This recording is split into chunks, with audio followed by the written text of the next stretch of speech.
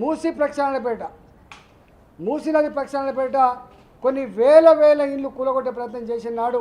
ఇది తగదు, మీరు మూసి ప్రక్షాళన చేసుకోండి, మాకు బాధ లేదు. కానీ దాని పేరిట వందల ఎకరాలలో ఉన్నటువంటి ఇళ్లను కాలనీలను కూలగొట్టి మీరు సుందరీకరణ పేరిట వాళ్ళ కళ్ళల్లో మట్టి కొట్టి మీరు మల్టీప్లెక్స్ నిర్మిస్తా అంటే మాత్రం తగదని చెప్పి ఆనాడు చెప్పి కొట్లాడినాం. మేము 3 నెలలు మూసికి వ్యతిరేకంగా కొట్లాడినాం.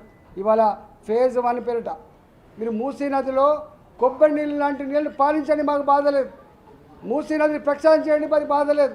కానీ దాని ప్రక్షాళన పేరిట ఇవాళ మధు అపార్ట్మెంట్స్, మధుకర్ అపార్ట్మెంట్స్ ఏవైతే ఉన్నాయో ఆ రిడ్జ్ ఏదైతే ఉందో 500 కుటుంబాలు నివసించేటువంటి అపార్ట్మెంట్లన్నీ కూడా ఇవాళ మీ ఆఫీసర్లు పోయి కూలగొడతామంటే అక్కడ పిల్లలు మాట్లాడుతున్న మాటలు కావచ్చు, మహిళలు పెడుతున్న శాపనార్థాలు కావచ్చు, అక్కడి ప్రజలు బాధపడుతున్న తీరు కావచ్చు మీకు కనపడలేదని చెప్పి అడుగుతా ఉన్నాం. మొన్ననే కేంద్ర ప్రభుత్వం మీకు జాగా కావాలంటే మిలిటరీ జాగా ఇచ్చింది. ఇవాళ గాంధీ పార్కును బ్రహ్మాండ నిర్మించుకోండి, బాధ లేదు. కానీ 500 పైచలకు ఇళ్లను కూలగొట్టి మీరు వాళ్ళని రోడ్ల మీద వేసి కంపెన్సేషన్ పేరిట బుకాయించి ఇవాళ వాళ్ళ కన్నీళ్ళు చూసే ప్రయత్నం చేస్తే ఖబర్దార్ అని చెప్పి హెచ్చరిస్తూ ఉన్నాం. ఇవాళ